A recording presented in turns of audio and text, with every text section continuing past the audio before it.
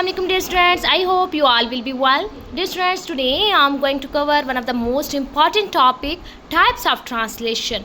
Dear students, आज की short सी वीडियो में मैं काइंड्स ऑफ ट्रांसलेशंस के ऊपर डिबेट करने वाली हूँ, काइंड्स ऑफ ट्रांसलेशन को एक्सप्लेन करने वाली हूँ.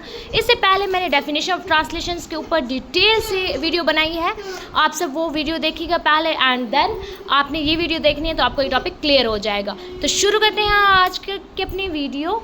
Types of translation. Basically translation की दो मेन टाइप्स हैं जो हमारे आउटलाइन के अंदर भी इंक्लूड हैं. That is word for word translation and sense for sense translation. Word for word translation क्या होता है? वर्ड फॉर वर्ड ट्रांसलेशंस को हम लिटरल ट्रांसलेशन भी कहते हैं. मीन्स के जो एग्जैक्ट ट्रांसलेशन होती है, जो एग्जैक्ट एक वर्ड का मीनिंग होता है आप वो पुट करते हैं, लिटरल मीनिंग पुट करते हैं, कंटेक्चुअल मीनिंग नहीं, लिटरल मीनिंग पुट करते हैं. That is basically word for word translation. ये basically each word from the source language into the target language exactly as it appears, preserving the original structures and order. Okay, what is source language? अब source language क्या होगी और target language क्या होगी? Target वो होगी जिसमें आप ट्रांसलेट करने वाले हैं. सोर्स लैंग्वेज वो होगी जिसमें आपके पास वो स्टेटमेंट मौजूद है, या स्टेटमेंट जो वर्ड्स आपको जिस फॉर्म में आपके पास हैं, that is basically source language, जिस लैंग्वेज में है. फॉर एग्जाम्पल मेरे पास ये जो सब लिखा हुआ है slide, that is source language. ये हमारे पास इंग्लिश में है, ठीक है. अगर मैंने इसको उर्दू में ट्रांसलेट करना होगा तो अगर मेरा टारगेट जो है वो उर्दू लैंग्वेज है तो उर्दू मेरे पास क्या होगी? टारगेट लैंग्वेज होगी, और ये जो इंग्लिश लैंग्वेज है वो मेरे पास सोर्स लैंग्वेज होगी. सो अब हम देखते हैं कि हमारी डेफिनेशन में क्या है. So word for word translation basically किस में इन्वॉल्व होता है कि हर वर्ड को आप सोर्स लैंग्वेज से टारगेट लैंग्वेज के अंदर ट्रांसलेट करते हैं एग्जैक्टली जैसे कि वो वर्ड्स अपीयर हो रहे होते हैं और जो उनका ओरिजिनल स्ट्रक्चर प्रिजर्व होता है और जिस ऑर्डर में वो होते हैं आप एग्जैक्टली वैसे ही उसको ट्रांसलेट करें, यानी सोर्स लैंग्वेज को टारगेट लैंग्वेज के अंदर. That is basically word for word translation. अब हम इसके करैक्टरिस्टिक्स देख लेते हैं. वर्ड फॉर वर्ड ट्रांसलेशन की करैक्टरिस्टिक्स क्या हैं? तो सबसे पहला फीचर इसका है कि ये फॉर्म के ऊपर फोकस करता है rather than meaning. Okay, common in technical, scientific, legal text where precision is required. So ये टेक्निकल, साइंटिफिक और जो लीगल टेक्स्ट है उसके अंदर ये क्या होता है? कॉमन होता है. आप इसको often results in a awkward और unnatural sentence in the target language, यानी इसका जो आपके पास रिजल्ट होता है वो तकरीबन ऑकवर्ड या unnatural sentence in the target language इसका रिजल्ट है.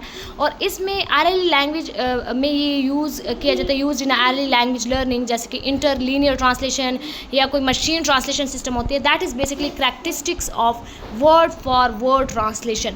आगे हम इसकी स्ट्रेंथ और लिमिटेशन को भी देखते हैं कि वर्ड फॉर वर्ड ट्रांसलेशन के एडवांटेजेस क्या हैं, इसकी स्ट्रेंथ क्या है, इसके मेरिट्स क्या हैं.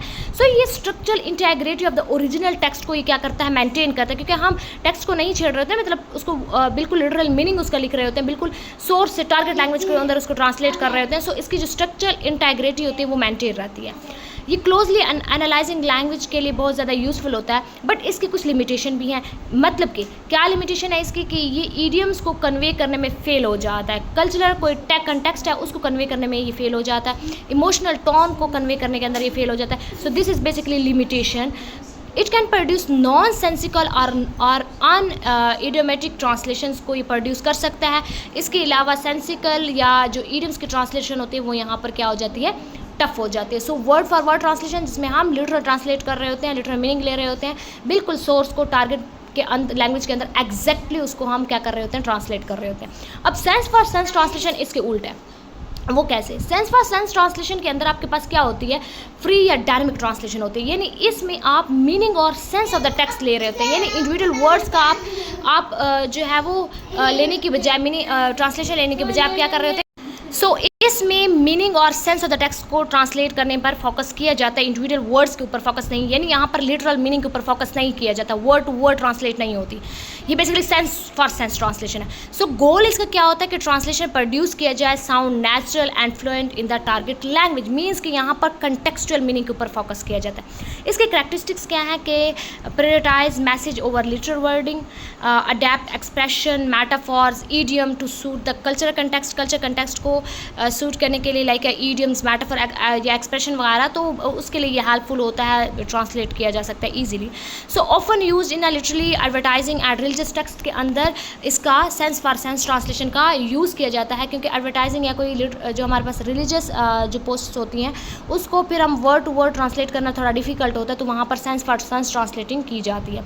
स्ट्रेंथ क्या है कि ये readable produce, natural sounding text produce करता है, ये conveying emotion, tone and intent बहुत ज़्यादा बेटर होता है, यानी ये इमोशंस को कन्वे करता है, टोन को कन्वे करता है, क्योंकि वो कंटेक्चुअल है ना, कंटेक्स्ट के ऊपर बेस्ड है, यानी उसमें इमोशंस आ जाते हैं, एक्सप्रेशन सारा कुछ आ जाता है।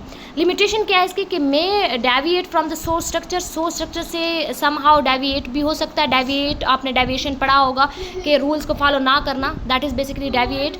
सो यानी रूल से मुकर जाना।